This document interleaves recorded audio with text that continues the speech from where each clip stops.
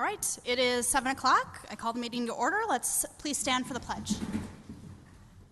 I pledge allegiance to the flag of the United States of America and to the republic for which it stands, one nation, under God, indivisible, with liberty and justice for all. I'll make a motion to approve the agenda. I'll second that. We have a motion by Councilmember Henry and a second by Councilmember McKnight. Any further discussion? All in favor? Say Aye. Opposed? Motion carries. All right, community comment for any items that are not on tonight's agenda. I think everybody's here for items that are on the agenda, so moving on to presentations and reports. I am thrilled tonight to be recognizing Annette Hentz with Carver Flowers. So for those of you who might not know, Carver Flowers, which has been a mainstay in downtown Carver for the last nearly 11 years, was open to the public for the last time last weekend. So Annette and her business has gained regional popularity in our area for fresh cut flowers, tuxes, kind of knickknacks from some of the vendors that she had in there, corsages, etc., and then, of course, weddings. Annette has also been a really strong cheerleader for downtown. She tells it like it is, and I've always found her to be a good barometer of running an idea past. Because I know she's always going to give it to me straight. If she doesn't like something, she'll tell me. If she does, she'll tell me that too. A few years ago, I had some questions about flood insurance rates and what business and homeowners downtown kind of go through with that. And Annette took me in her back room. She opened up a record book, and she showed me the little grid of what she had paid in each year. Took all the time to answer my questions, and she was really great about kind of sharing the pain points that are associated with that. So that was really great, too. Also, for the past 2 years, Annette has had almost nearly perfect attendance at the Carver Business Alliance meetings, which is something to be said. I also especially appreciate Annette because she's very active on Facebook, and she's really quick to shut down internet trolls or to tell folks, why don't you call the city when they're posting questions that on pages that are not affiliated with the city. So I appreciate your advocacy on behalf of the city in that area, too. So at this point, while I'm really going to miss Annette, I am thrilled for your opportunity to be able to retire. I'm incredibly envious, honestly. I'm certainly going to miss you next spring when I need some fresh cut tulips to help brighten the days at the end of the long, never-ending winter. I wish you all the best, both you and Al, in your retirement. I hope it's long, healthy, happy. Thank you for everything that you've done for the city of Carver. Does anybody else have anything to say? Thank you very much for your dedication to helping the downtown Carver thrive, and for your years of dedicated service. Annette, were you open at all on Sunday? Were you open at all this last Sunday? No. Because there was a stream of cars driving in and pulling up to the window and driving away. So you remained very popular. So Saturday, everything was at 80%. 90. I was doing yard work and I just watched this line of cars come in and pull out. So. That's funny. Yeah.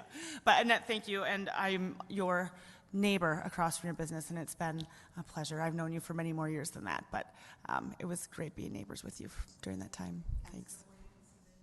I know, you're welcome. Come knock on the door. So as much as we're going to miss Annette, she's not going far. She lives in Carver, and I bet you that you will continue to advocate for the city, and also probably, I wouldn't be surprised if she attends a business council meeting or two. So with that, Annette, we have the key to the city to present you, and why don't we get some pictures? That's so awesome.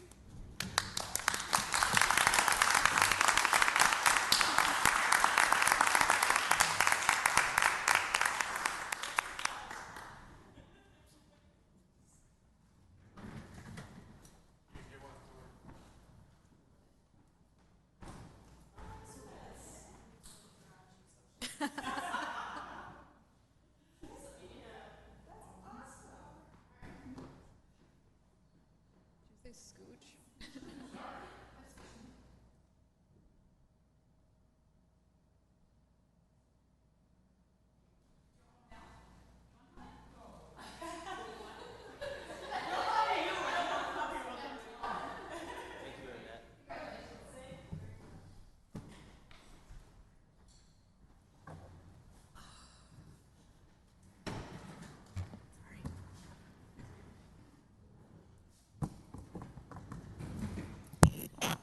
right.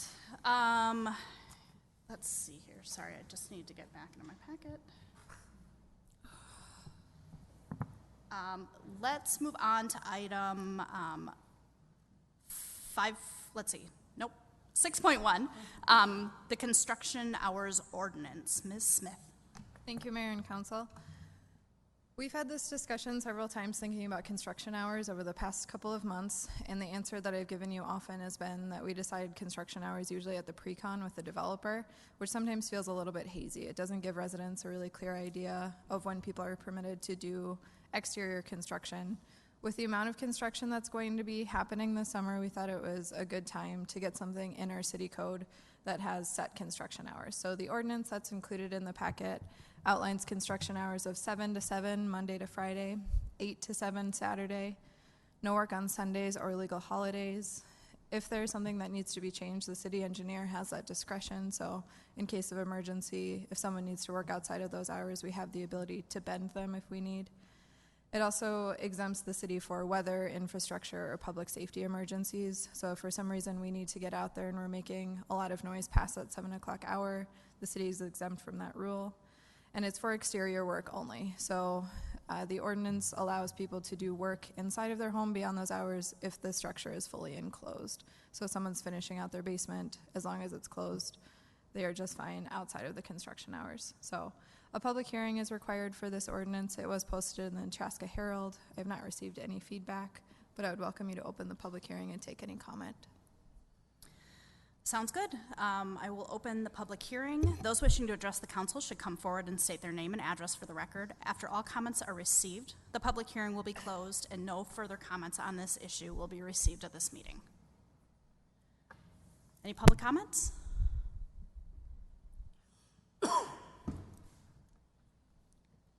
Hearing none. Can I ask a question? Can we Is it discuss for during us the or public to the hearing? public? No, it's just a clarifying question. Your introduction made me think of one thing.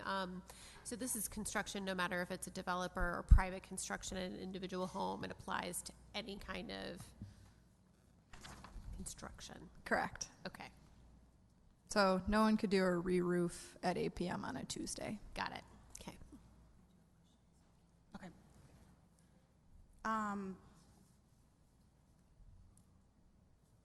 Anybody wants to, If there's no public comments, I can make a motion to close the public hearing. thank you. So I am making a motion to close the public hearing. I'll second it. We have a motion to close the public hearing by Councilmember Sayre and a second by Councilmember Henry. Thank you. Any further discussion? All in favor say aye. Aye. Opposed? Motion carries. All right. Go ahead. Okay, I have a question. So this, as Joy asked, has to do with commercial and residential and contractor versus homeowner. So does this include homeowners? Like you said, no one can be doing their roof, but when we have on here no work on Sundays or legal holidays, does that include me working on the exterior of my home when I have the day off from work? It would, yes. Okay, I think that might be a bit of an issue. We have 3-day weekends, and we're saying that on Sundays or Memorial Day weekend, Monday, you can't be outside fixing your window. I think it's geared more towards the electrical, diesel, gas-powered machines. It does say the word hammers, construction activities. But you grab your chainsaw to cut a branch off your tree on Memorial Day at 1 p.m. in the afternoon. That Are you in technically- violation then? Yes. Yeah. I would fall back for construction. So if someone was building a home versus doing an improvement to a home. So we don't want to limit people from being able to do some of those projects on legal holidays or Sundays. Sure. But if someone is out there, Because I know with the construction project I've had going on at my home for the last year, that if we're home on a Memorial Day, we are certainly going to be doing some work on the outside of that house. And I have seen the neighbors doing the same thing, so it's not just about me. But I would feel uncomfortable saying that you can't do any of this kind of thing on a day off. And I agree with you, Christy. I had a note in here. I'm not comfortable with excluding Sundays. I think that this is outdoor work. The season is so short. in You need to be Minnesota. careful. You can't discriminate between, pick any of the fleet of national builders we have working in our community and Ms. Mock working on her home on Sunday. I mean, the criteria have to be uniform. So if we were to eliminate the restriction of Sundays and legal holidays and say it's 8 a.m. to 7 p.m. on Sundays and legal holidays and Saturdays, right? It would apply to everyone. Can we differentiate between new construction and, we can't. What's the basis? I mean, there's no, Well, new construction You have to might be- have a backhoe, and I don't have one of those. but you have to be fair and equitable and pick John Smith that lives on 4th Street, because there is no such person, well, maybe there is. His neighbors aren't going to be very happy when he's doing that major exterior remodel at 7 a.m. on Monday morning of, Memorial Day. And no more, that's not any different than prohibiting and regulating, major construction activities for builders building single-family homes. You can do it either way, but you just have to do it fairly and equitably. I also would note that we don't get many calls at City Hall related to construction hours. We're not going to go around policing if someone's working on a Sunday, frankly, because we're not here, but we're also not in that business. So it would be complaint-based, which typically it's a nuisance at that point as well. So it's not something that we would actively be policing, but something we could reactively use.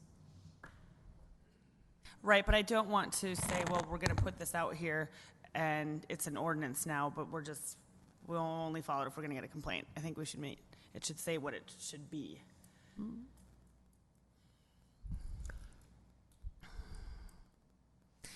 Can we do, is it too cumbersome if we start looking at different times for those Sundays and holidays?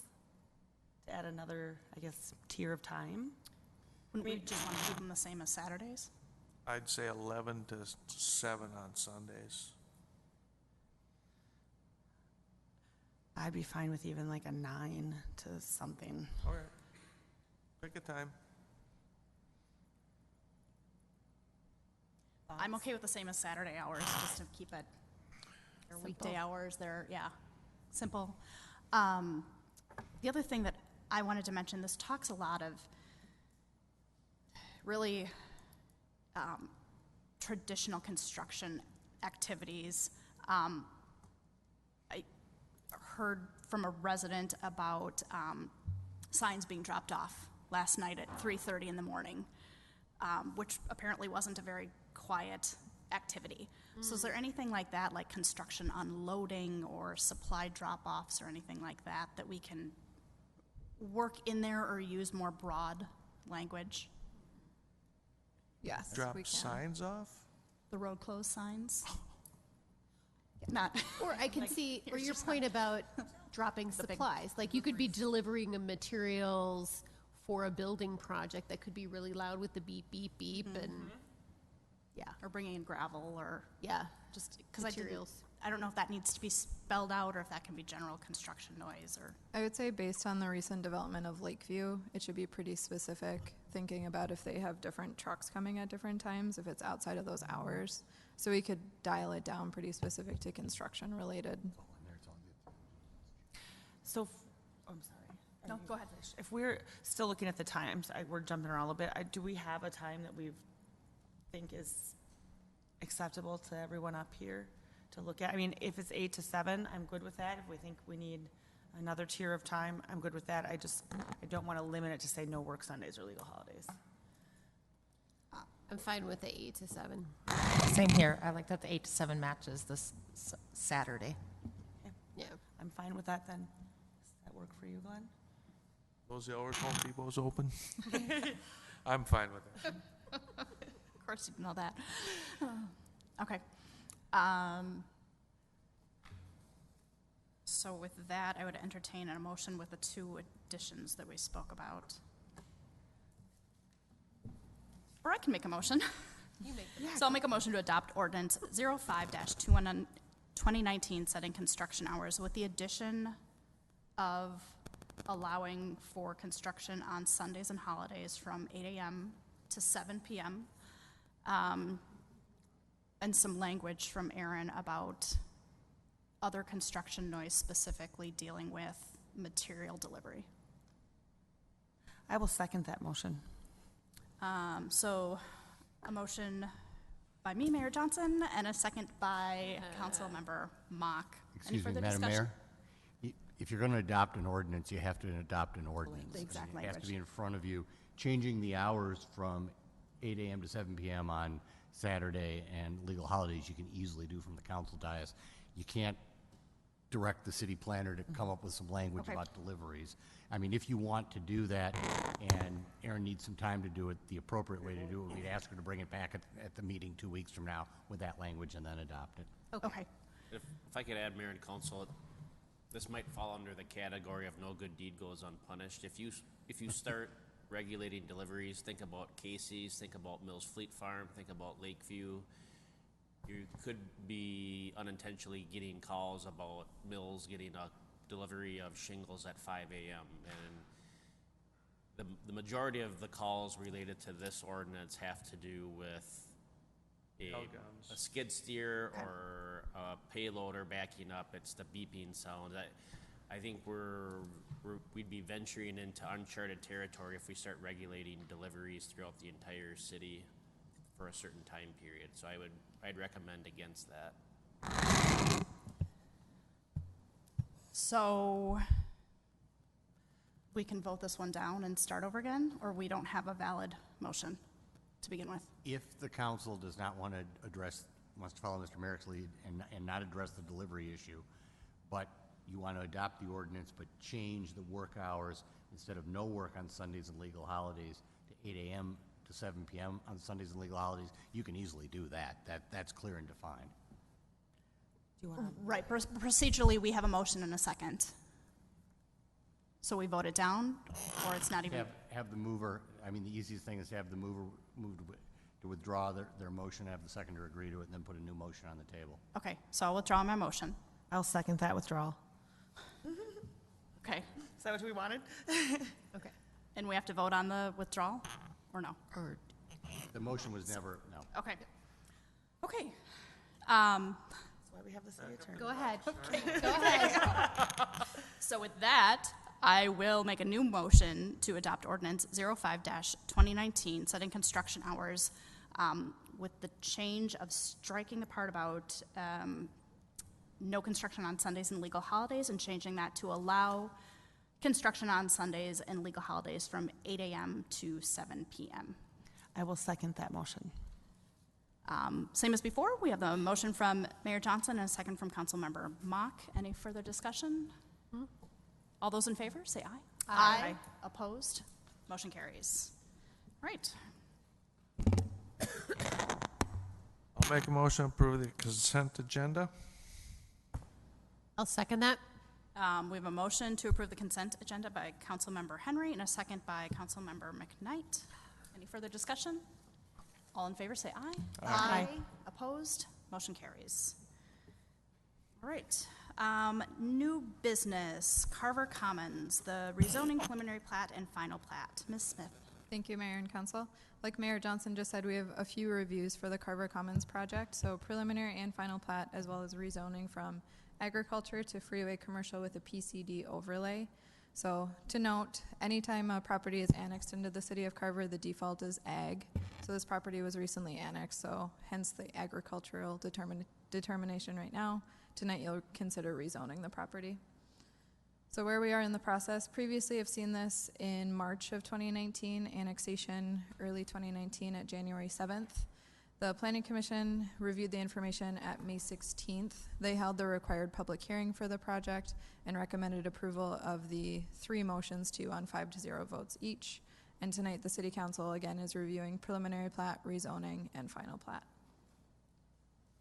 So some context of where we're located, we are discussing the property that's at the corner of Jonathan Carver Parkway and Highway 212, so just east of the Meridian Fields project, north of Carver Elementary.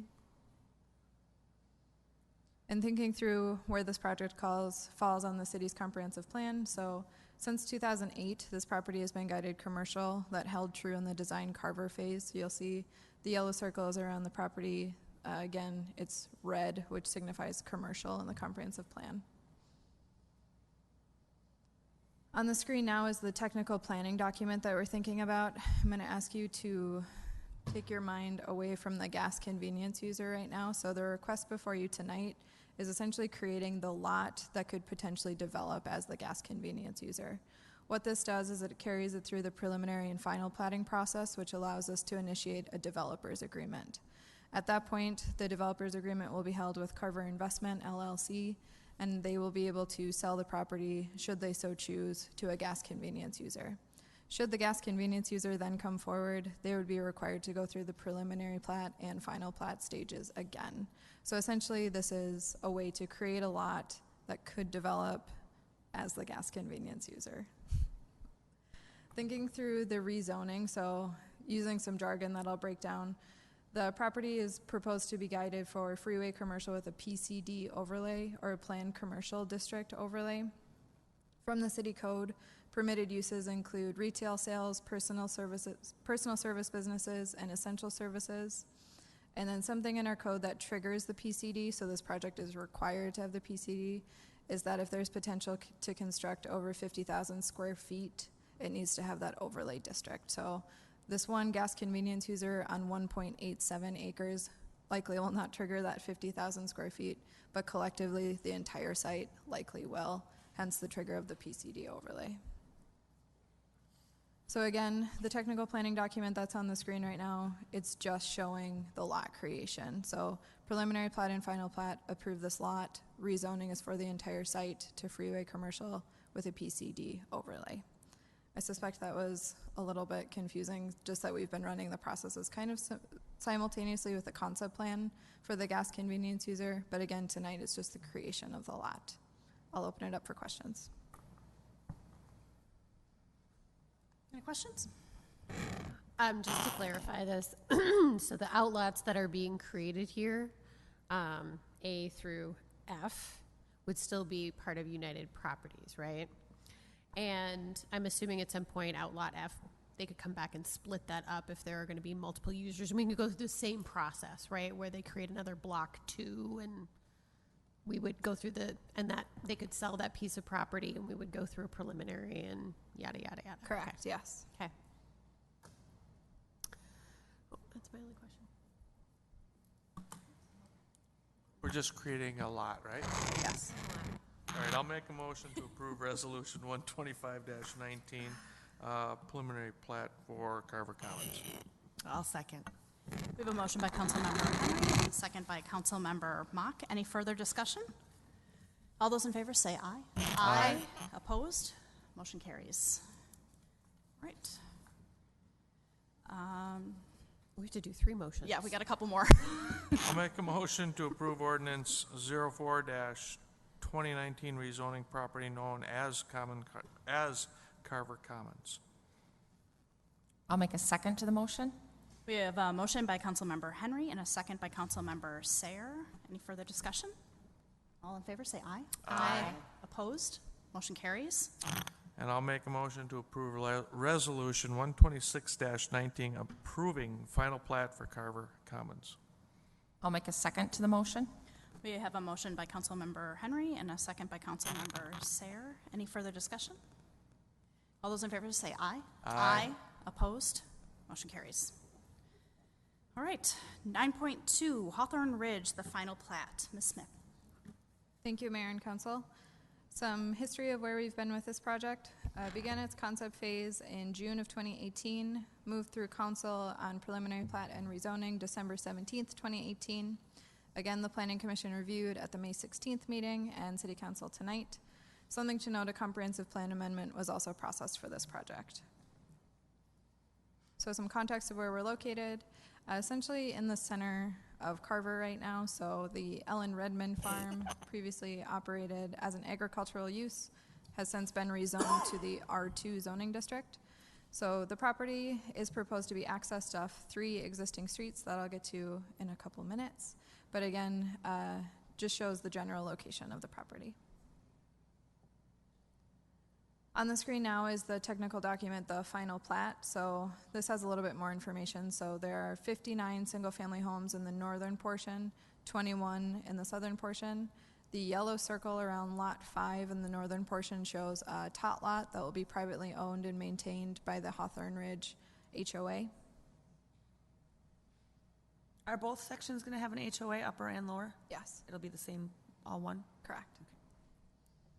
So as I mentioned, the existing streets that will be used to access the property, Ironwood, Aspen, and Sunny Ridge Drive, they all are platted streets right now, so people who live near them, I suspect, have been thinking this is coming just based on the fact that the street dead ends essentially after their property. And as I mentioned before, the property has previously been rezoned to the R2 zoning district. This is not super typical for recent development in Carver that a development hits straight zoning districts. D.R. Horton now has done it twice, both in Meridian Fields and now Hawthorne Ridge. So no planned residential development overlay district required. They're coming straight with the R2 zoning, which has 7,000 square foot lot minimum, 60 foot width minimum. Front yard setback is 25 feet, rear is 20, and the sides are 7.5, sorry. Something that's interesting to think about on the site data that's included, so the site overall is about 123 acres, but about 65 acres of that is not buildable due to bluff, steep slope, tree condition. So something that we've been working on really collectively as both the staff and the development team is thinking about this project and how it connects to the rest of town. How can we use some of that undevelopable area to be a benefit to the city? So there's a pretty extensive trail that we've walked several times. So the yellow shows proposed trail that does use the existing driveway. That was something that the council found to be important at the preliminary plat phase, is that that driveway could be a great trail connection. So you'll see that the trail meanders through rear yards and then throughout that outlot. The tot lot is again circled in red, so it shows the proposed sidewalks that would link it to the rest of the development. It also shows connectivity both to Snake Trail and then the 6th Street Trail, as well as existing sidewalk in the Sunny Ridge neighborhood. The landscape plan is often something that we review at this phase again. It was approved with preliminary plat, but just a reminder, a majority of the site again is not being touched due to the steep slopes, mature trees. Each lot is proposed to get an overstory tree, and then there is some buffering that's proposed along proposed lots and then existing, so essentially giving people who are currently living there a buffer to some of the construction in the new homes. Here's the canopy calculation, which the numbers get kind of mind-boggling if you look at them for too long, showing that the canopy is over 5 million square feet. Post-construction, the remaining will be 3.75 million square feet. So again, a majority of the site is going to be preserved. This is the final plat that's included in your packet tonight, so shows the lot layouts. This one is probably a little bit more technical than we typically see, just thinking through the boundary line, how old it is along Broadway. So show some additional notes, but the typical lot layout for the R2 zoning district as well. Some examples of the homes that D.R. Horton is proposing. So these are different than the line that they'll have in the Meridian Fields neighborhood. So it's just a different type of home. So more of the traditional 2-story, where Meridian Fields has some of the split level or single level. Deb Ridgway with D.R. Horton is here tonight if you have specific questions. Otherwise, the review tonight, again, is just final plat. There are no substantial changes from the time of preliminary. Madam Mayor, may I have a moment, please? We have an interesting situation that I want to brief the council on tonight in terms of what you're doing. Okay. Can you go back to the final plat? Yeah. As Ms. Smith indicated, there's some interesting boundary line problems here. When Ms. Redmond was selling to Horton, it was clearly identified that there were some description issues. And so I'm not sure whether it was just Ms. Redmond or Ms. Redmond in conjunction with D.R. Horton, but an action to quiet title was commenced in Carver County District Court. That happens. It's a very effective way to resolve title issues and boundary line issues. As that was moving through, a couple of boundary line issues were identified. One, the issue we need to talk about a little bit right now is that Mr. Henry's property has an encroachment back onto the, what will be platted as part of Hawthorne Ridge. He didn't know it. He wasn't involved and didn't object in the quiet title action, but like most of us, Mr. Henry has a mortgage on his house, and his mortgagee, rather unusually, commissioned a survey. I found out about the encroachment before Mr. Henry did. There are actually two encroachments here. There's another one up above where Outlot A is. Very commonly, when these situations arise, the developer just says, well, we're just going to create an outlot and deed it to the abutting property owner and make the encroachment issue go away. That's happened in Carver before. We've endorsed that as a reasonable thing to do before. But because the developer has suggested that's what they want to do on these two encroachments, it means that if and when this plat gets approved, Mr. Henry's going to get a very small sliver of land. That means that Mr. Henry has an interest in this proceeding, and I've advised him that he needs to recuse himself from both the discussion and the vote. That happens very, very rarely in Carver, and I just wanted to lay out to you why.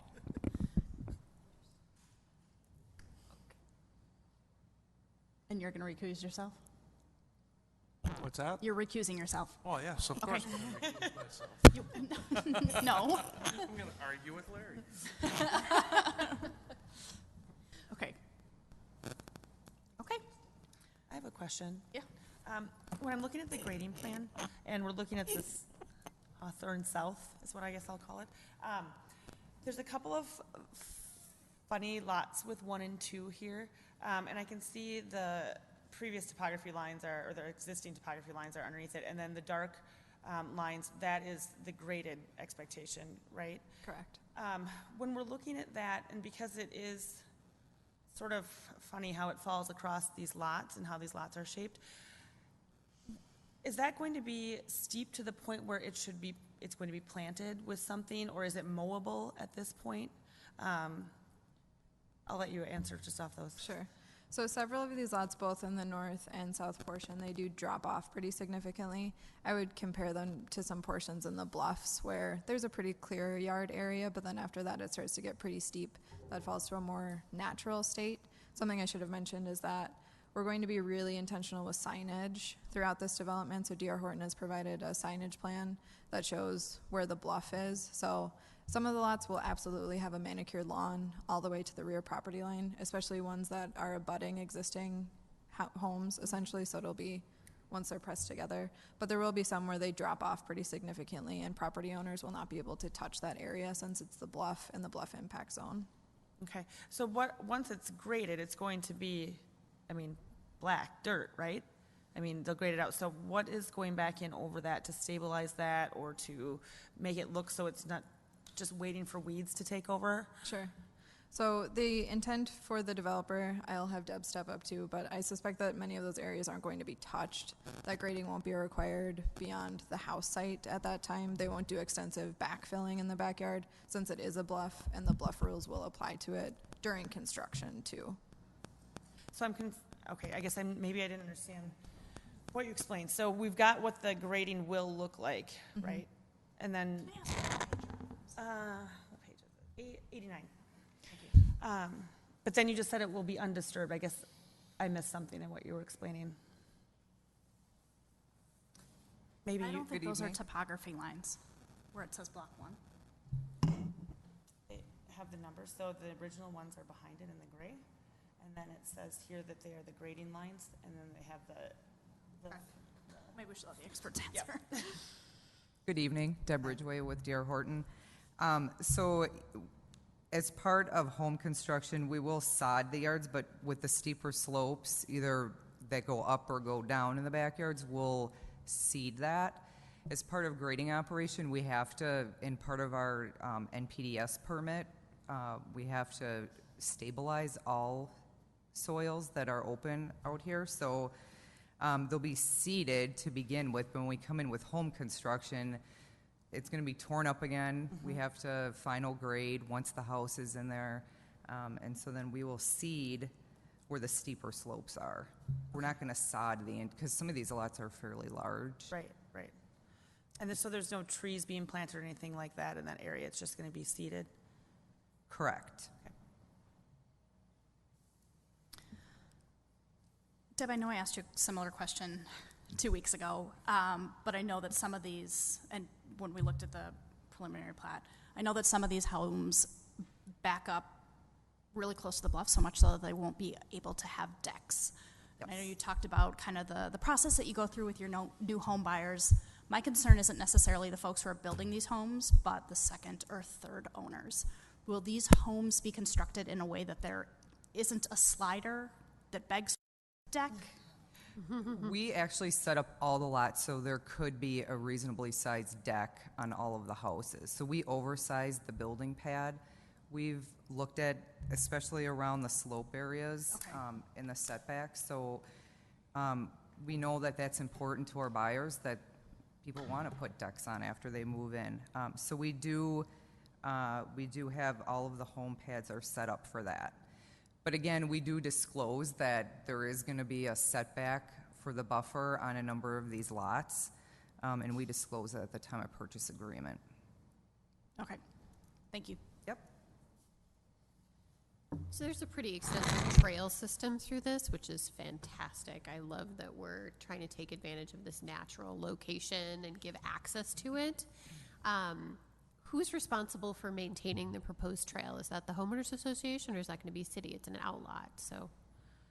So Outlet A, which is a majority of the site, will fall to city ownership. Okay, So it will be our public services team. okay, Something to note is that this trail, we're likely going to be really intentional with the signage of it as well, that it's not going to be a beautiful manicured asphalt trail. It's going to be in a more natural state. So Okay. kind of a venture at your own risk. It won't be maintained in the winter.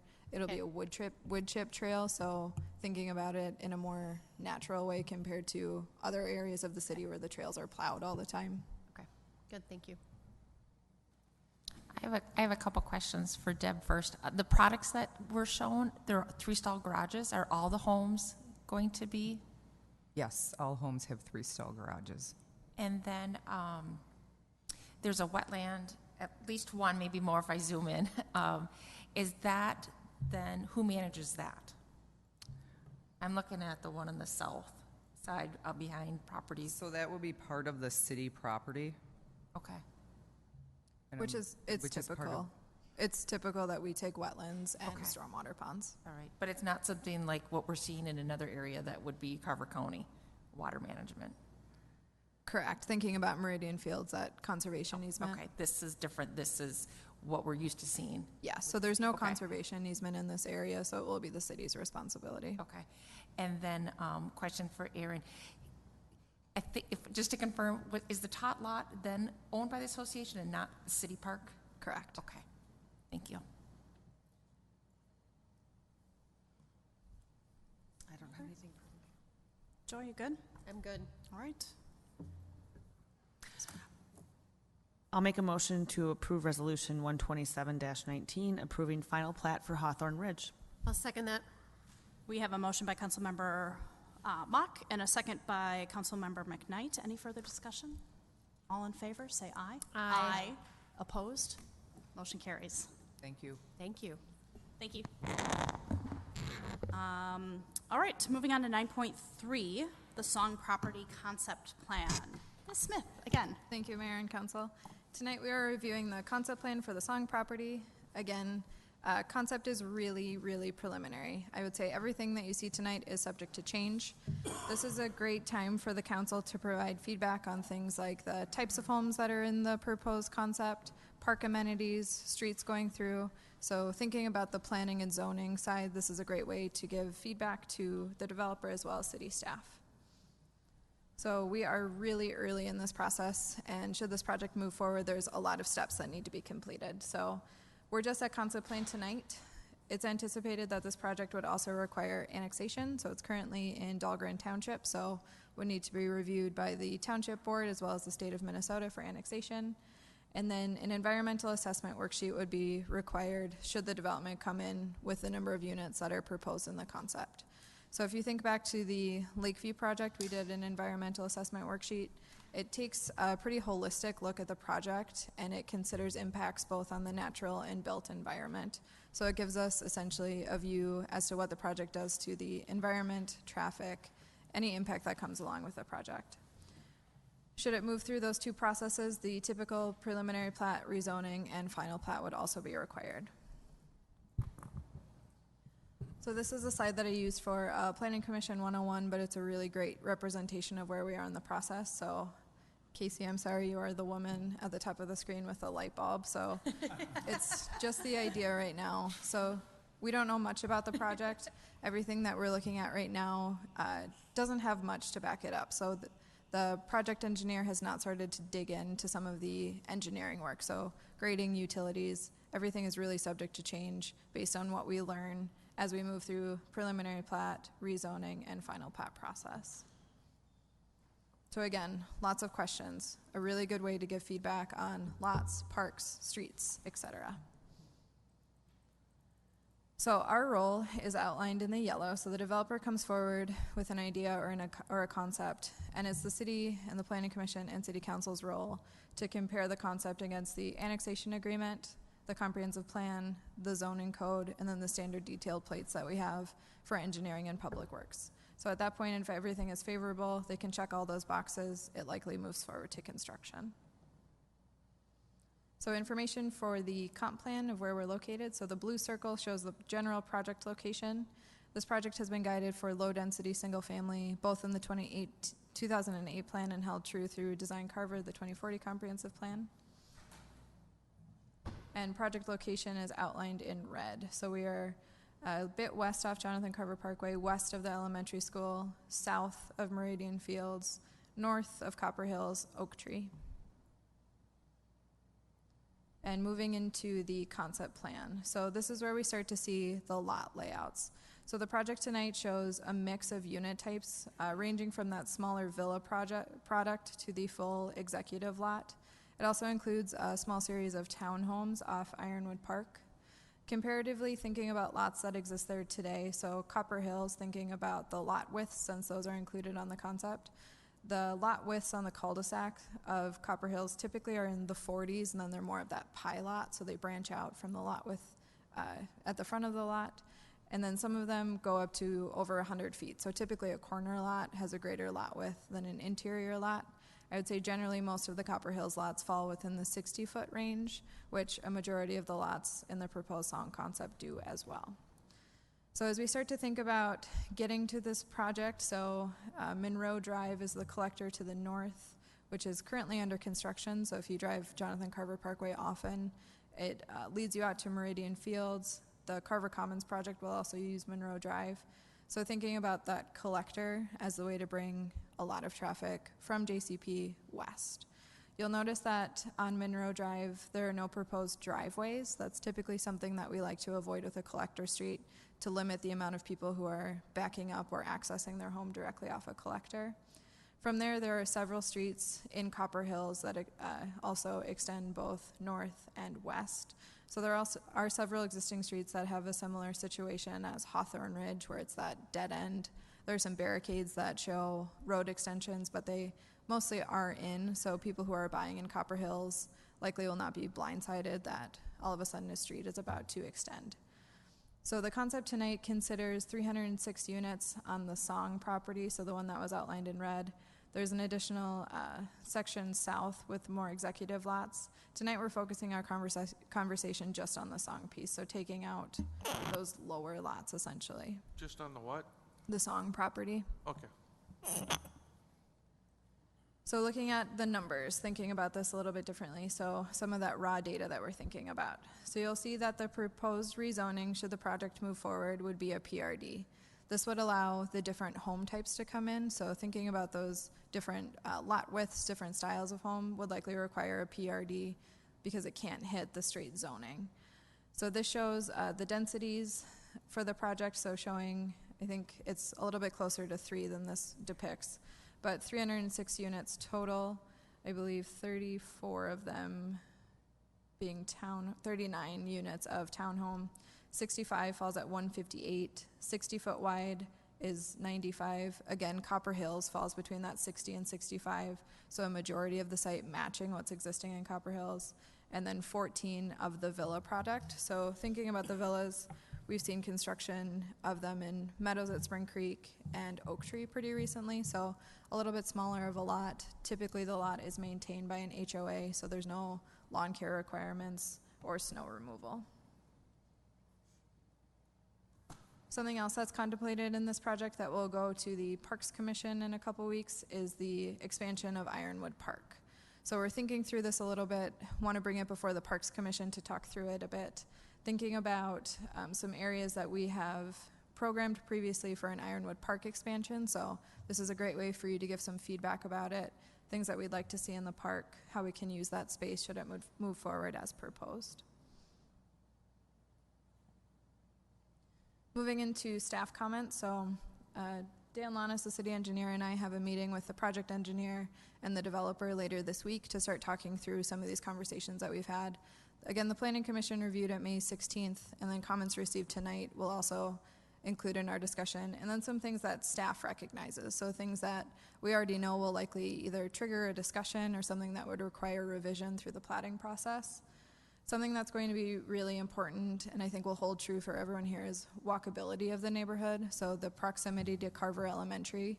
Thinking about kids that might be living in that development, they will be in the walk zone of Carver Elementary, so creating ways that they can safely and effectively get to school. We also recognize through development of Hawthorne Ridge, there might be potential for trail access through the Timber Creek Ravine. I've had a couple discussions with a few members of the Copper Hills HOA that have seen the property more directly than I have, and there's some opportunity they believe that could develop to a more nature-based trail similar to what we just saw for Hawthorne Ridge. Something to note is that the density falls below what the Met Council requires. So the Met Council requires citywide that we hit 3 units per acre. So it's all the developments that happen over a year, they want us to hit 3 units per acre. So again, we discussed at the Planning Commission meeting, it's closer to 3 than we think, but the concept showed it at 2.5, but it's ideal if we can bump over 3 or be closer to 3, so then we don't have to pick it up somewhere else.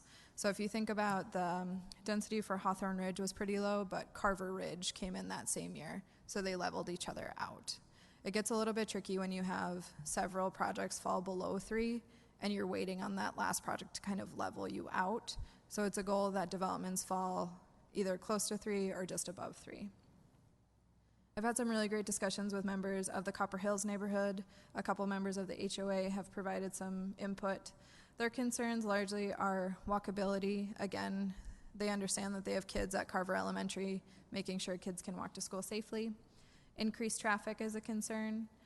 And then thinking about school district planning. So we meet with the school district about quarterly to talk about projects that are happening throughout Carver, just so we're on the same page, just so we don't have the 300-unit development that comes in without the school district knowing about it. So it's a conversation that we have.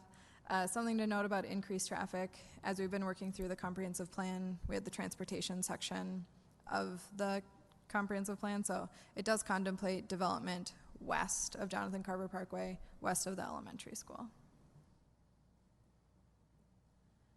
So the Planning Commission reviewed at the May 16th meeting. They had an interest in the mix of unit types, so thinking about different types of units that we don't have in town right now that they potentially would like to see.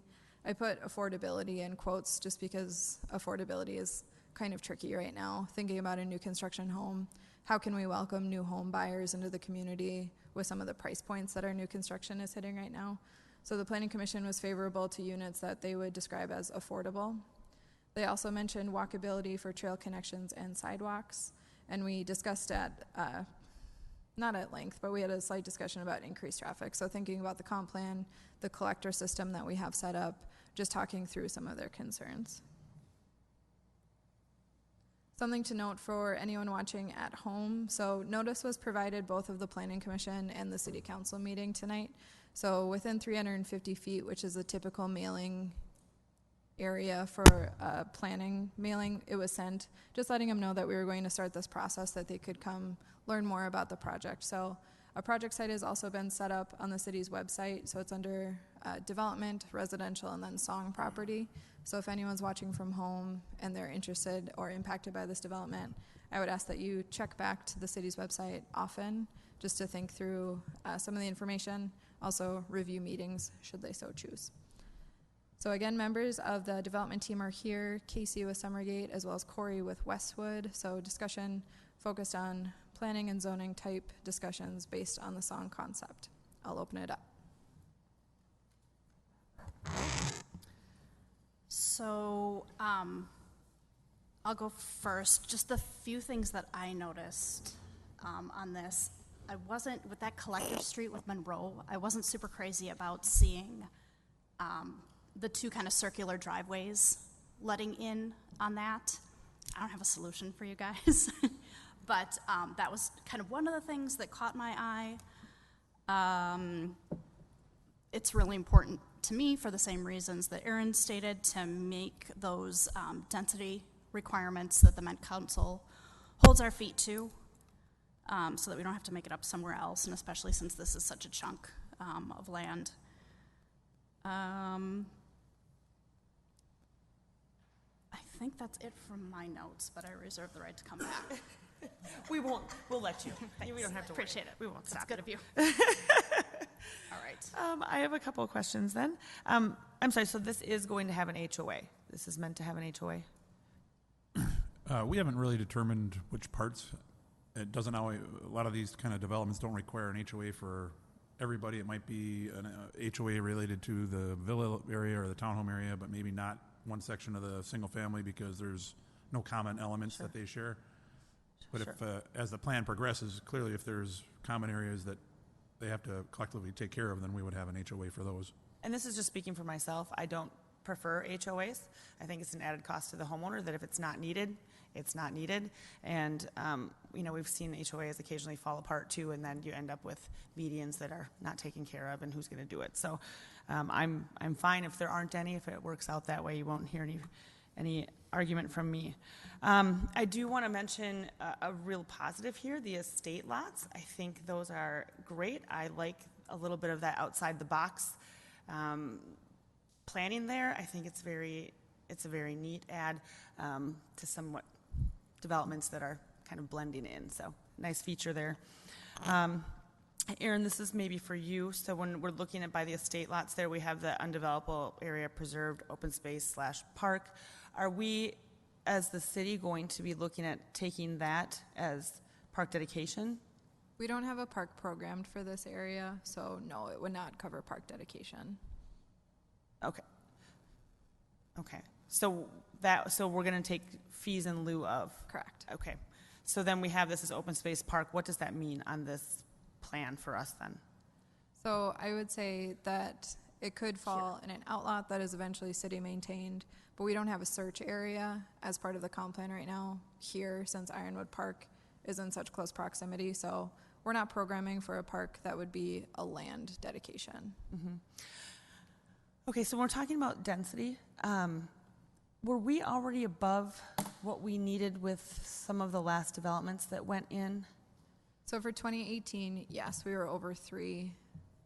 So thinking about 2019, things that have been platted, let's see.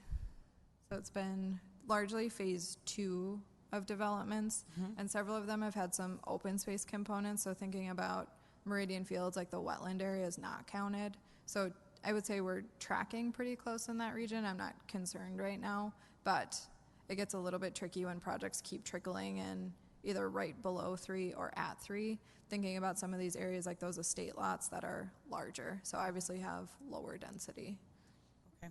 And then, we do have some higher density or medium density that could possibly go in, that could make up for the little bit less that's in this development. Okay. Yes.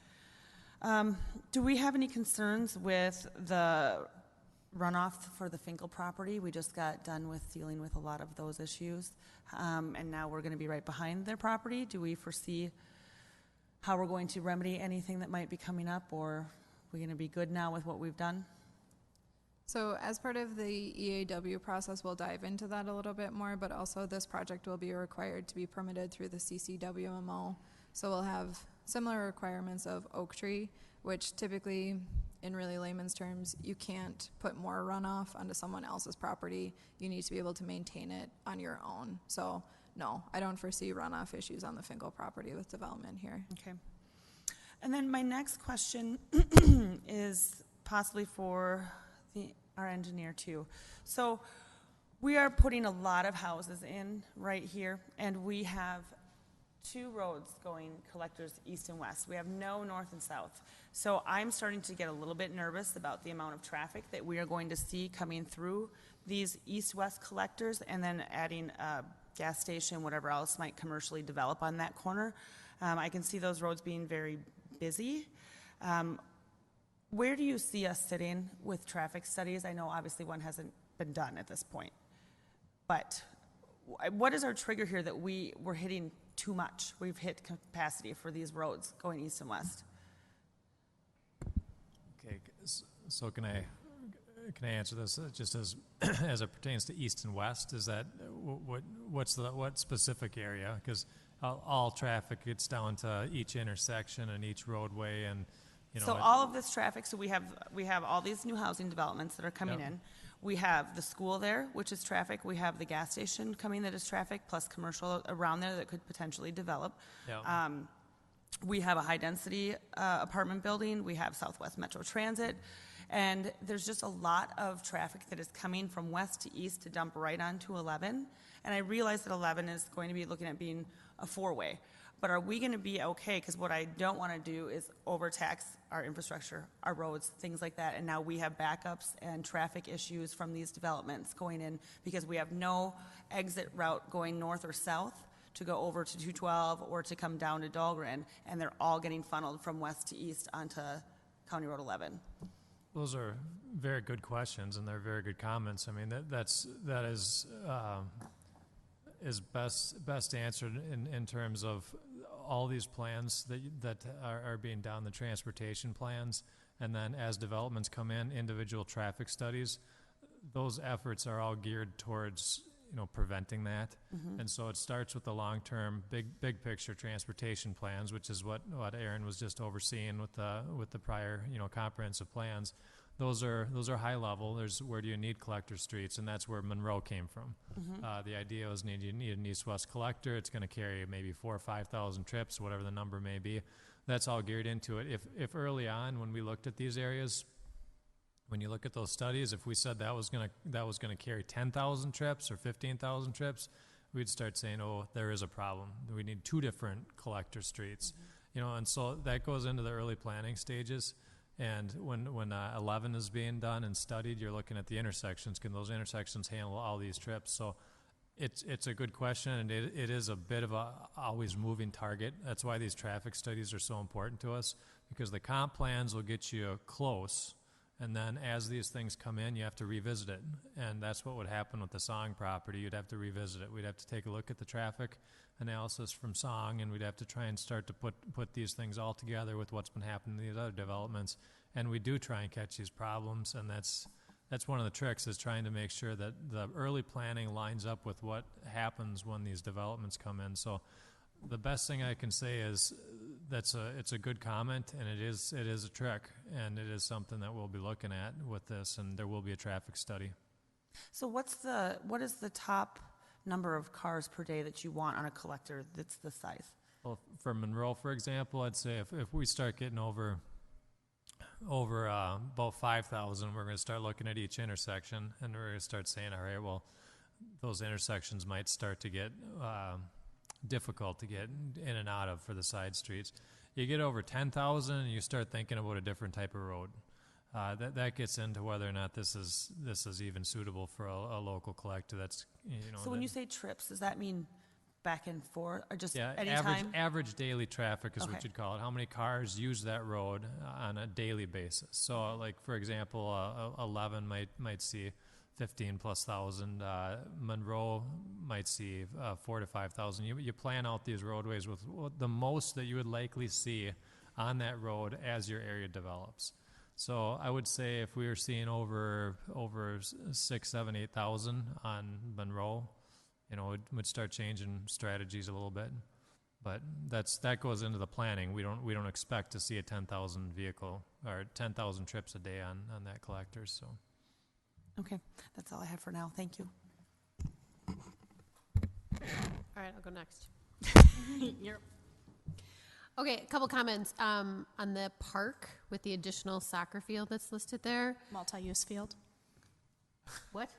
It's a multi-use field. Well, it says additional soccer on my drawing. So anyway, my only concern as we look at the expansion of Ironwood Park is parking and parking and access. I don't know how we get that all from the elementary school parking lot. So, okay. So thinking about that. And then, okay, so then collector streets. As I'm looking at this plan, I get that Monroe is a collector and identified on here, and we're trying to minimize driveways and things like that. That's good. I worry a little bit about Ironwood also becoming a collector because there is going to be a stoplight at Jonathan Carver Parkway, so that's going to be another access point to that road. And people are going to use it, especially as they're coming up from Copper Hills 2nd, et cetera. So I worry about that, so it'd be nice to make sure that that's walkable, it can handle the traffic, and we minimize the driveways there. And then I don't know what to call the road, but I'm going to call it Fulton because that's what it's called in Copper Hills 2nd. It's a north-south. It doesn't go straight, but that's going to become a collector. I can just see it becoming a collector because it's going to go south through the Finkel property, and people, again, are going to be trying to come north because they can't access Dahlgren to the south to access Jonathan Carver Parkway. So I worry a little bit that one of those north-south streets is going to become more of a collector. So let's try to keep that in mind. That's a good point. I also just want to remind you that there is a connection to Dahlgren Road through Oak Tree 3rd. Okay. So it's ghost platted there. It's kind of light, but you can see it, that it weaves down. Yes, so there is that. I don't know. Still a very valid comment. Yeah, I just think that that's gonna, especially if we've got stuff going to the west and even more south. I don't know, they might come that way. My final comment is around Timber Creek. I mean, looking at the elevations around here, and you talked about some of this area here that can't be developed because of the creek and the grading. It would be great to see if we can, again, try to make a trail or something like that that's in that creek bed. It would come really nicely into the Song property, and you might even actually be able to connect it through a couple of these properties down to Dahlgren. I mean, I don't know. I'd like us to explore that, especially through that undevelopable, areable kind of space. Okay, that was my planning. The ghost platted collector. I guess I'm not seeing it very easy here. Stand here. It's right here. Okay. Edgebrook, Yep. right? Thank you. Yes. I was looking too far west. Just maybe I missed it, but can you talk about the Wagner property and the relationship and where they're at?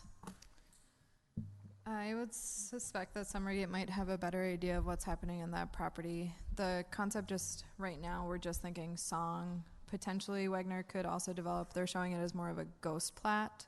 Okay. But I would ask if they have additional information. Unfortunately, I don't have any good answers for Wagner other than what she said, that Okay. we kind of put a concept on there just so we could see what could be done there. Okay, that's what I was asking. I'm not asking like, are you close to signing papers? I'm just curious as to the ghost platting answers my question. I have a couple questions and comments just to offer feedback, but I also really want to thank Aaron for mentioning, I didn't realize that you and your team meet quarterly with the school district, which I think is great because that's a concern I've heard from some residents. So good to know that relationship is there and the communication.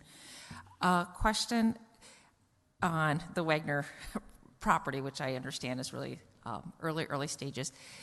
Do you know if those 3 estate properties would be a national builder? Would it be blocked to just builders within their network or open market? The 3 lots that are depicted there were mainly because they couldn't be serviced. So when we kind of laid that out, we were kind of demonstrating that there'd even be a private driveway that would lead from that little mini cul-de-sac that's kind of, more to the north of it. There would be no services to those 3, so. Okay. What do you mean by no services? Do they need their own well? Do they? Yeah, right. It'd be extremely difficult to serve them with city sewer and water.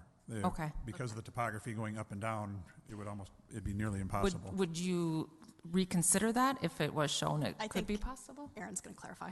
The city wouldn't approve lots that require well and septic. Okay, They would not? Correct. Okay. all right. Maybe that's a park possibility. Yeah, we have no, Did I have kind of the wrong tone of voice there? A little bit. It's just, I love that, okay. Sorry, I didn't mean to be we so flat. we have no, other than showing it because people Okay. kept asking us what the Wagner property would happen there. We have no connection. No, and I to- appreciate you putting something out there so that we can have the dialogue and you're getting feedback. And we're learning it so early in the process. I think part of the other challenge on the Wagner property, especially where those 3 estate lots are, is kind of where the home currently sits right now. And there's a nice piece of developable land up there. The problem is it's going to be a dead-end cul-de-sac, and there's code issues with having long dead-end cul-de-sacs, right? Okay. As Casey mentioned, there's topography challenges.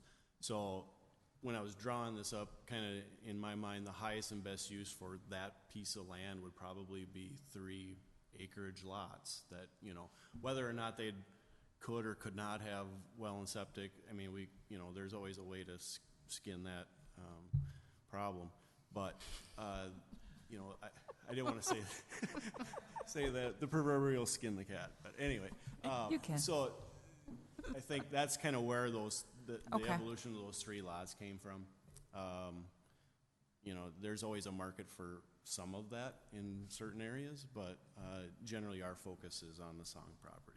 Okay, all right. And then back to that Song property. Similar feedback from other members of the council.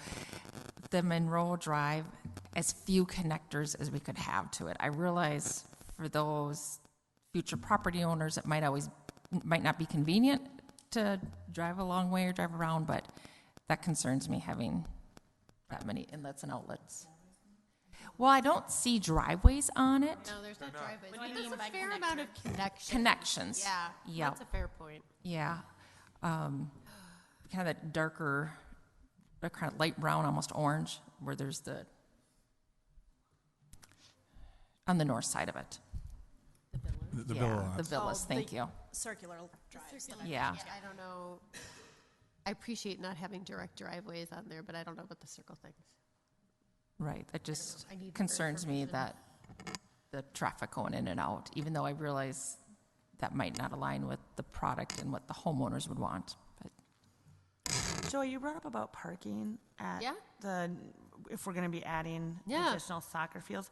I think, well, I'm going to read it just as it says on here. So, and then below it additional. So soccer. So Mine says the cross field. Whatever beautiful field it turns out to be.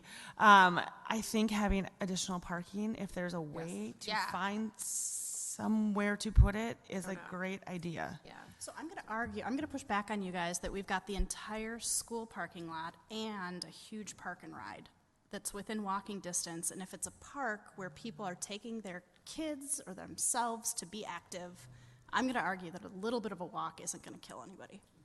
Especially if they're going to No, run. I just would want what? us to look at it. Especially if they're going to run. Right. Yeah, I just want us to look at it. I hadn't thought about the park and ride lot right there. I just was thinking about the school. So just knowing that availability and, Yeah. that would cut into density too. Agreed. Yeah, Just- I just want us to consider it. Speaking of density, we're looking at that nearly 3, abutting 3. We're talking about just the Song property, right, for those numbers, and not getting the Wagner property in there as well? So in the lot data, it shows overall net density, so scroll all the way down to the bottom. Yep. So the Song, we think is closer to 2.9 after crunching the numbers, and then the Wagner piece is at 1.3. Okay. If I may interject on, Yeah. leading into what Aaron just said, the way we initially on this concept level defined what the net developable was, and we, for purposes of the net density, we just divide the total number of units by the net developable land, right? But when Met Council looks at how they define density, you get to take out other lands that are dedicated as permanent open space or ponding, which those numbers in that calculation do not account for. Great. So by the time we take out all the areas that we've shown as ponding and open space, we should have no problem getting to that 3 units to the acre. Okay. Especially with the product mix that we show here. Great. Good. And I do like the product mix. I don't know that we've seen townhomes in quite some time, so it's good to see a Yep, good mix. I'd agree. Yep. Sorry. Beautiful property. Let's start with the Wagner property. I love the idea of the estate lots, simply because it's a housing market that we don't currently have. That being said, let's move over to the Song property. Concerned about naturally the parking for the parks. How wide is Ironwood Drive? Do we know, Dan? What's the width of Ironwood Drive? Okay, what are you getting at? What is the width of Ironwood Drive? I would have to look that up. Okay, I don't wanna the give you the wrong reason is we just had a topic earlier tonight regarding parking on one side or parking on no sides or parking on both sides. number. I just want to make sure that Ironwood Drive, there's potential parking on the sides of those for the parks. Yeah, for the parks, okay. I can tell you, because I took a picture of that. I have it on Friday when there was the track and field day at Ironwood Park for the elementary, and it won't be an issue now since it's a dead end, but that road doesn't accommodate parking on both sides. It does or does not? Does not. Ew. Okay. So Okay. parking on Ironwood Drive is not a long-term solution. It works now because you don't have any traffic coming from the west. Yeah. I'm just looking at where we're going to be adding a third field, and with the amount of people that will be using that park for whatever purpose, there's going to be parking issues, I believe. Well- Yes, I'm very well aware of Carver Crossing parking lot and the station parking lot and the school parking lot, but just that's something to be aware of. Monroe Drive, it's a collector, right? I don't have any issues with any of the roads that coming in. People have to get there, they have to get out to Jonathan Carver Park, right, one way or the other. There's 3 ways that you can get to Jonathan Carver Parkway, driving through the neighborhoods, and soon to be a 4th going down to Dahlgren, so I don't foresee that as any issues with people getting in and out of the development. Timber Creek is a very steep creek bed. And I don't know if anybody here has walked it or seen it, but when I mean very steep, I mean it's really steep. There is a railroad crossing, or the old railroad line that runs through this property that could potentially be a trail. Timber Creek, I believe there could be opportunities, but now we're talking bridges and a lot more money towards that. But it's a beautiful piece of property, and I'm glad to see that. I'm glad to see it's getting developed. That's all I got. I have a question about, let me get back here. So when we're looking at, as our collector road to the north, it looks like we're bumping over onto the Hammers property. Do we see issues with that? So the road will essentially stop at where the red line is, or the project boundary. When Hammers develops, we have anticipated a road that essentially goes over what was Town Road, or access to the Song property in both Meridian Fields and the Song concept. So Meridian Fields Drive directly abuts the Hammers property, and then the connection south would be through Song. So won't connect to 212, but will offer access into Hammers. Right, I'm just saying for the property line, it looks like we've bled into that, and that's not gonna be a problem. No. Okay.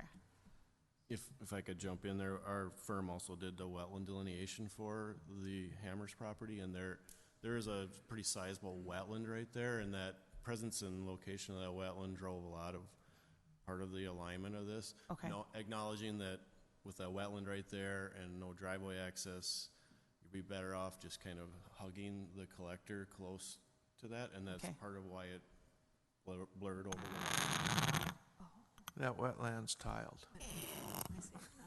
Doesn't matter. All right. Any more feedback we want to share? All right, hearing none. We don't need a motion on this. Thank you, guys. It's good. Thank you very much, guys. All right, moving on, number 9.4, the 2018 audited financial statements report. Mr. Nilsson.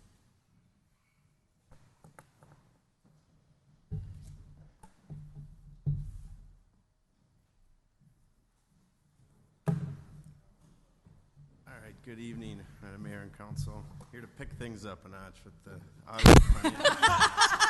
I love that attitude going Don't in. make All promises you can't keep.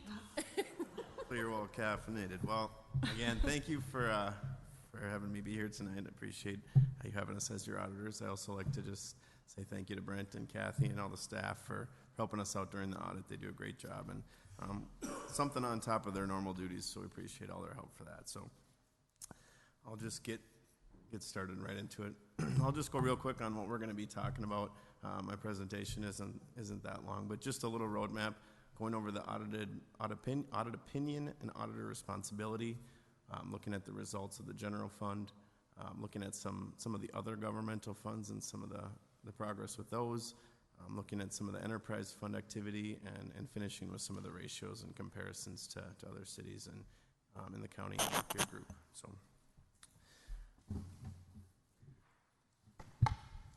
Thank you. How about now?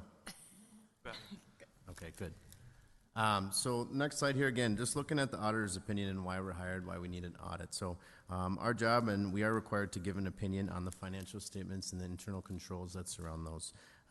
And we are happy to say we did offer an unmodified audit opinion, which is the opinion the city is looking for, the best one there is. So that is a positive sign there. So how did we arrive at that opinion? You know, we did come on site for our 4 days of field work. We tested a number of different transactions around paying bills, paying employees, looking at utility billing transactions, taxes, special assessments, things of that nature. So we do have one finding that's a consistent finding for Carver that I'll touch on in just a minute. So the second opinion we are required to give is an opinion on Minnesota legal compliance.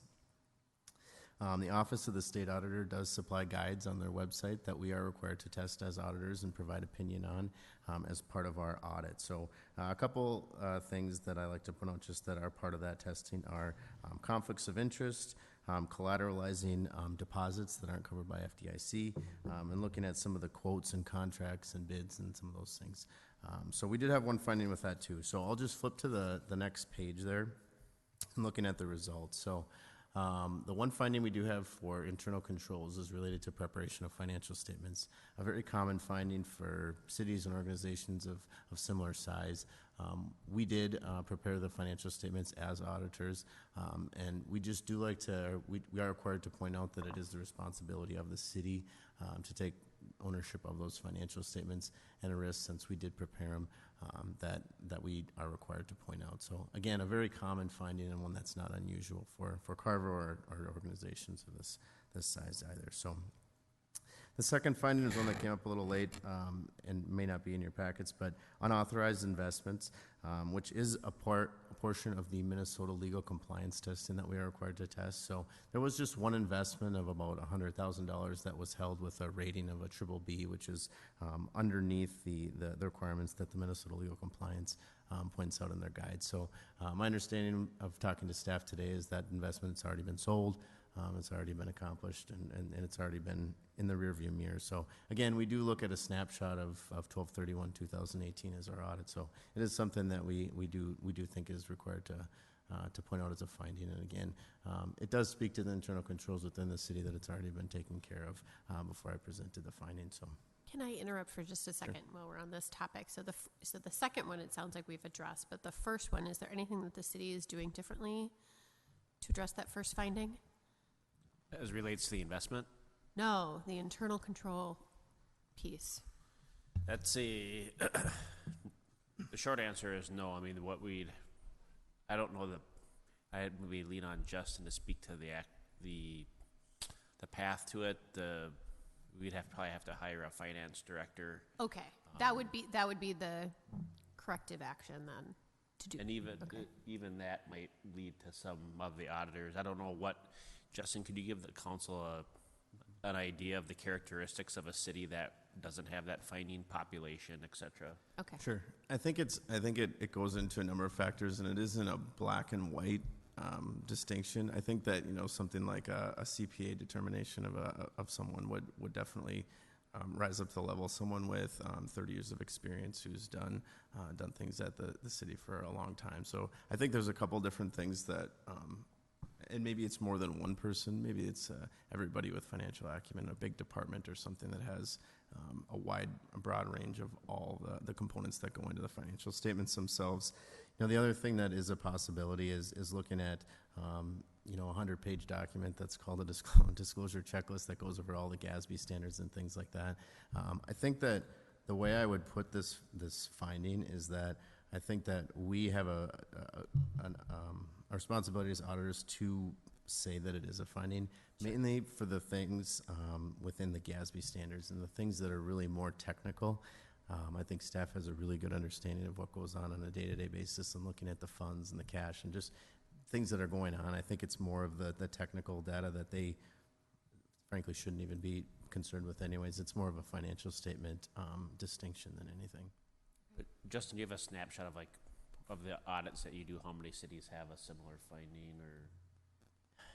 It's as far as a city of Carver, for example, in a similar population size, I would say it's about 50-50, or maybe a little bit more in the 60-40, where Okay. cities do have that. So it's a common finding. Okay. A lot of the smaller organizations have it almost exclusively. So.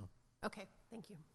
And Joy, it was something that, this is my third audit. This is something that's always been. Okay, it's my first time. So, So no, okay. no, I'm saying that to try to put your mind at Thank you. ease a Thank little you. bit. No, this helped me. I feel good. I'm good. Oh, good question. So I'll flip to the next slide and just start to get into kind of some of the results and looking at the general fund. So a little bit wordy of a slide, but what this does look at the city's budget and the city's unrestricted fund balance, along with the city's fund balance policy, or a minimum fund balance of 40%. So what you do see is you see the chart offset there, and we do look at, in the policy, looking at the general fund balance as it relates to the future year's budget, to look at what a reserve level would be and could be and should be. So looking at the lines here and looking at the past, the city has created a policy to transfer out, or to kind of meet that 50% goal if there's anything over that, and transfer it into kind of a capital-related project fund. So that is why you see that steady 50% line over the past 3 years.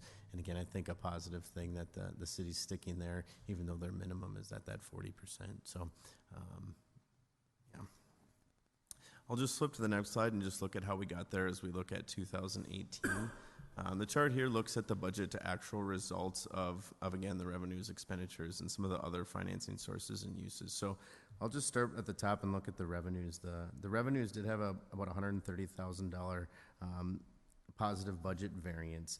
And looking at what that related to, a little bit with growth, a little bit with grants, and some of the charges for services and things. Nothing too pointed that aims at that 130,000, made up of a couple different things. But the second thing there is just looking at the expenditures, had a overspending or a negative variance of about $35,000.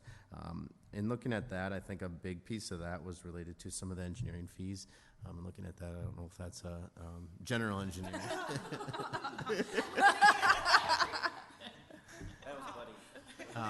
Some of that. So I do think that the thing in preparation is that most departments were kind of under budget. So I think that, again, just kind of one outlier thing there. So when we get to the bottom line, looking at some of the other transfers and looking at where we ended up, the general fund did increase about $78,000 in 2018 there. So again, a positive thing. And you can also see the transfer out of that $19,000 that we touched on that previous slide to capital. I don't mean to be nitpicky, but why are the numbers different in my packet?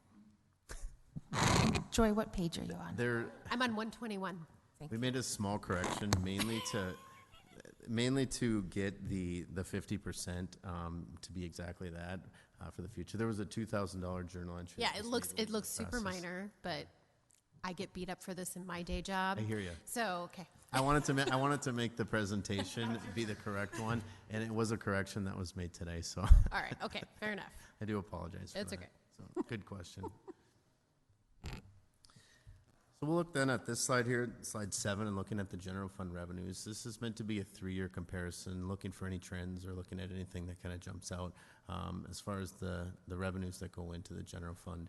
I think just the one thing to point out that I always just say about general fund is to point out that it's obviously very dependent, if not exclusively dependent on the general fund tax revenue. So any increase or decrease in that revenue would really have a significant impact on some of the operational activity in the general fund. The next slide is looking at a really similar chart looking at the expenditures. So this again, as we discussed just a brief second ago, that general government does relate to some of that general engineering there, which is the kind of thing that pops out there. So again, just meant to be a 3-year snapshot of kind of the trend and looking at kind of how some of those expenditures do follow a little bit of an inflationary increase. I believe some of the other in 2016 related to either capital or transfers out. I'll move that into just some of the capital project fund balances. I'll touch just real quick on probably the 2 bigger ones. Looking at the City Hall construction and park development, the park development did increase about $730,000, as well as the City Hall construction of about $3.5 million there. So park development obviously has a little different story than the City Hall, but looking at some of those fees and just saving for the future for some of the different parks. And the City Hall did issue a bond, and it kind of is more of a delay in when the expenses are, and those obviously will be recognized currently and in 2019. So we would expect to see that go down in the future years. So if we flip to the next chart and look at where those resources are held, a majority, if not most, of those resources are restricted for future use. Again, the restrictions would be restricted for parks and restricted for construction on the City Hall project. So overall, when you look at the grand scheme of the whole funds of about $4 million, most of it is restricted for kind of specific projects. Touch quick on the city's governmental debt service funds and governmental debt.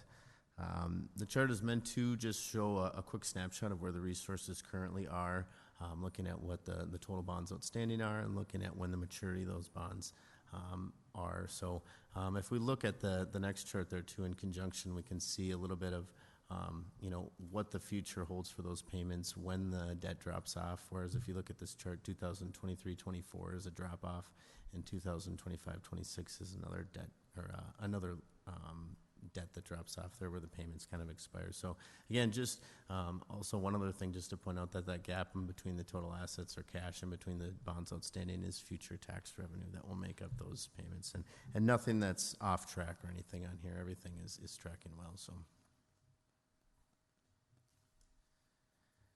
All right, I'll go into the city's enterprise funds, and we'll start first with the water fund. So kind of a colorful chart here looking at the operations of the water fund. So you're going to see 4 colors. The blue and the purple relate to operating receipts and connection fees, while the green and the gray kind of touch on the debt and the operating costs. So how we would expect or how we would think these should work. This is meant to be a snapshot of an operations of the fund. So typically we would want to see those bars kind of leveling themselves out, or we would want to see obviously some more of the operating receipts and connection fees a little bit exceeding some of those costs. So over the past 4 years, it's been a little bit of a different story, dependent a little bit on connection fees.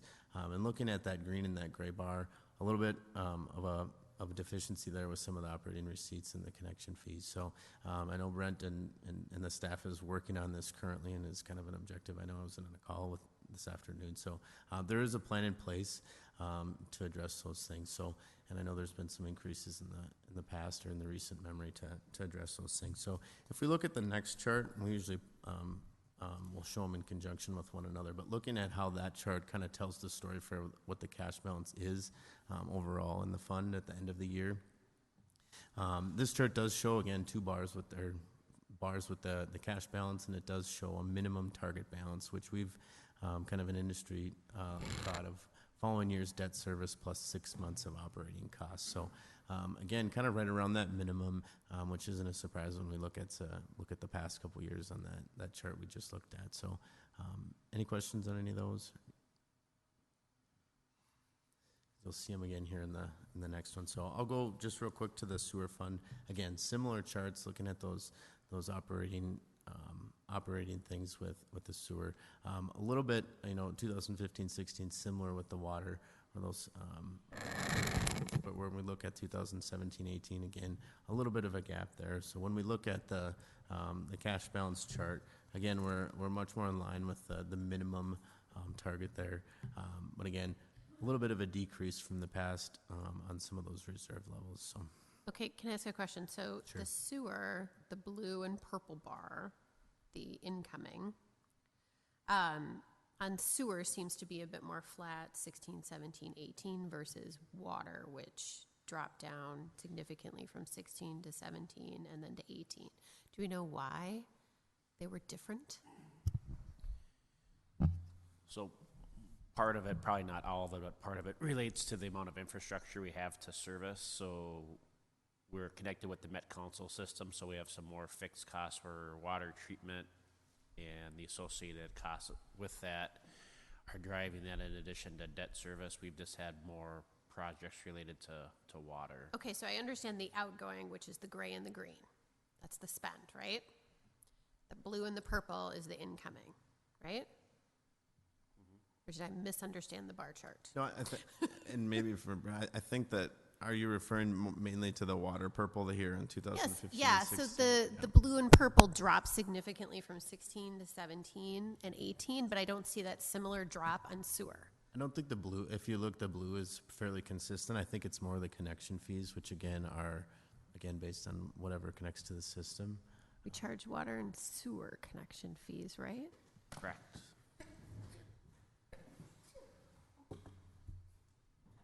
So but we had a drop in water connection fees, but not a drop in sewer connection fees. Can you repeat that question? We had a drop Okay. in water. The connection fees on water decreased from 16 to 17 and 18. On sewer, they did not decrease. No, wait, purple. Purple is the connection. No, they did. But we had more. What is the blue? Who's just operating receipts? So I think the blue, if you look, the blue is pretty consistent on a little bit of an uptick, which I think is fairly consistent with what we would see. I think the purple, again, It's the purple is that's dependent on in 17 development and 18, or. so we just must have not had as many Right, and connections. the water connection fee is significantly higher than the sewer connection. So the water connection fee right now is 7,500. Okay, so that's part of it is The the sewer ratio. connection fee is like 900. Okay, So so it's a smaller amount anyway Correct. to begin with. Okay, okay. sorry for that. Nope, I'm getting it. I get how we're spending more. I get that. I just didn't understand the blue and the purple and why they were different. Okay, I'm good. Thank you. Okay.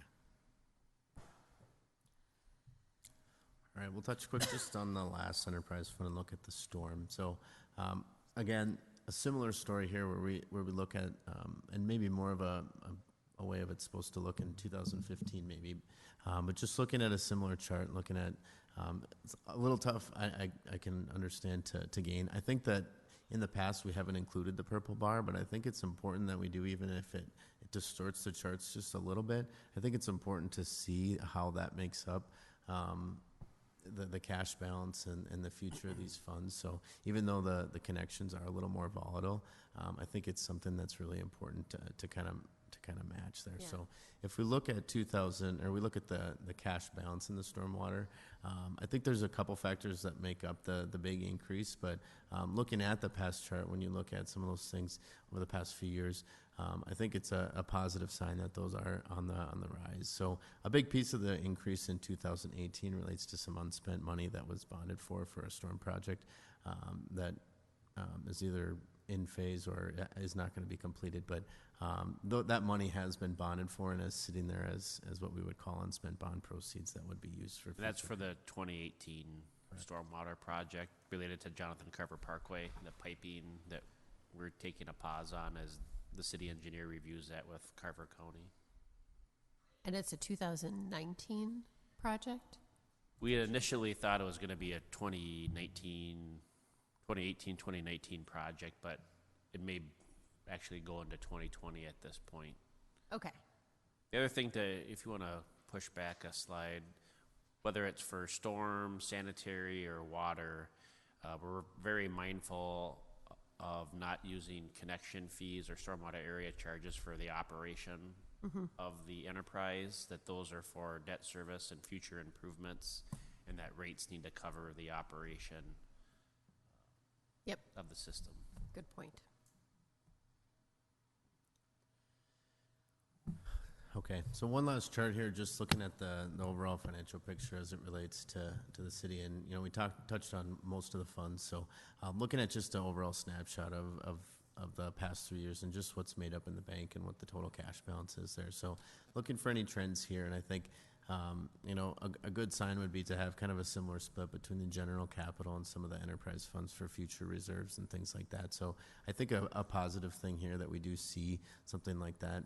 And just to note that 2018, as we've already discussed on some things, there's some unspent proceeds for the city hall and the storm that kind of does increase those balances a little bit. So I'm just going to touch on a couple of the ratios. There's a number of different ratios in the packet that we provided, more just for informational purposes. But two I'll just touch on real quick is the first two I think we find really interesting and positive to point out. And looking at the taxes per capita, so I'll just point out too that the classes of class 4 cities are population-sized cities, strictly of under 10,000, no consideration to anything other than just total number of people living in the city. So, and obviously the cities in Carver County is the next, the gray bar there. So, looking at the city's taxes per capita, pretty consistent to the peer group, which I think is a positive thing in a growing city there.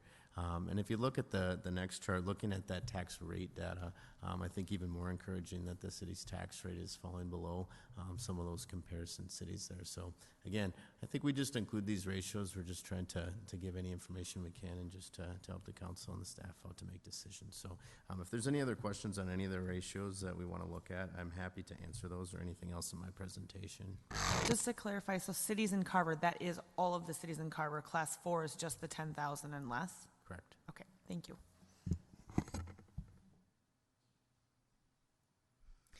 Any questions? I think I asked. Okay. Then I'd entertain a motion to approve the audit. I'll make a motion to approve the 2018 audit as presented. I'll second that. We have a motion by Councilmember McKnight and a second by Councilmember Henry. Any further discussion? I have one thing. I just want to give a big thank you from the to it. I'm sorry. That's so fine. I will say it, and then Corey will say Yes. it too.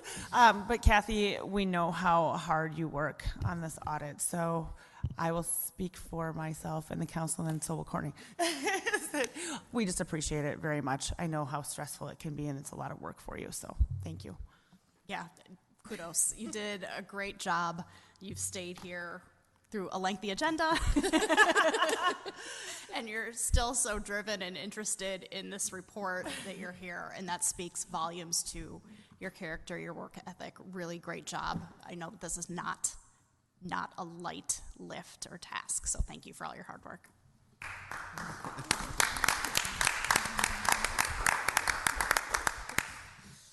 All right, with that, we have a motion and a second. All in favor, say aye. Aye.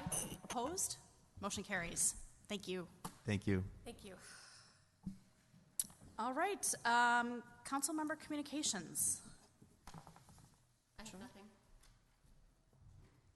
I have something that I just thought of after looking again at the very positive comment, the D.R. Horton project, when Deb was here presenting, that they named one of the streets Redmond Drive, which I just want them to know that I appreciate that. I'm thankful. I just give them a compliment because Ms. Redmond was a long-time resident here in Carver, and I think that's really cool that right now in the project, the road looks like it'll be named after the family. Let's see.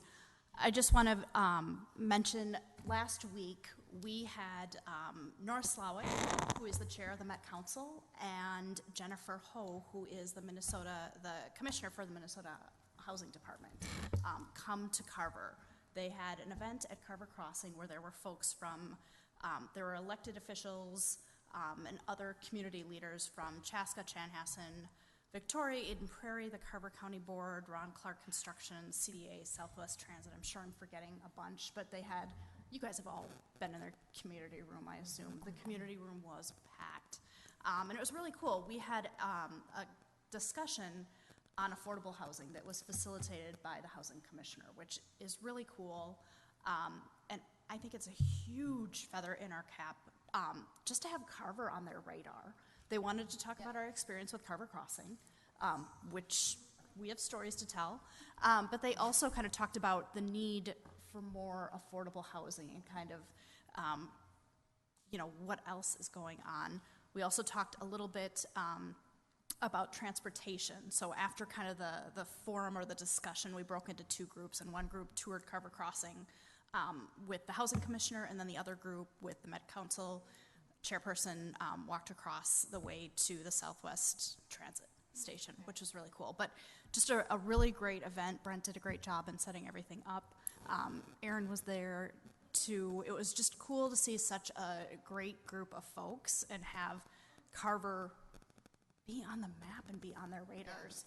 And this was kind of originally touted to us as both women are new appointees by the governor, and this is kind of part of their tour as they're touring the metro and the state for their respective roles to kind of get to know their constituents and the areas that they're representing. So really, really cool opportunity.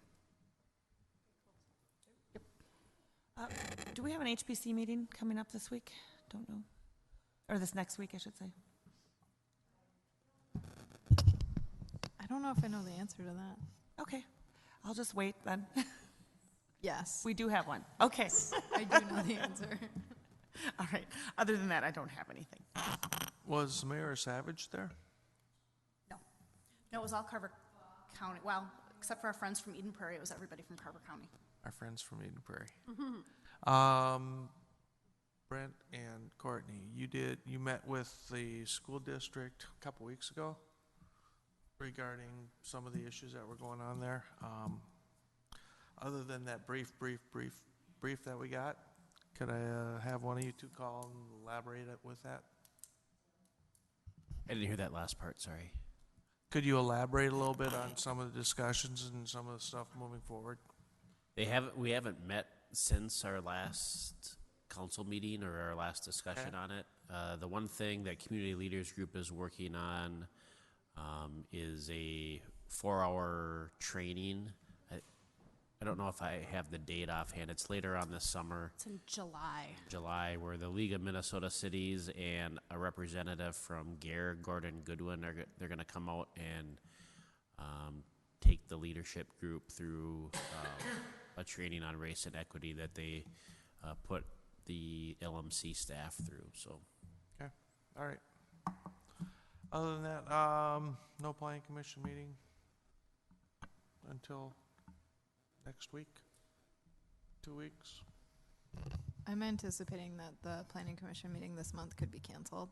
I'll let you know later this week, but right now we don't have anything. All right, that's all I got. All right. Brent, Aaron, Dan,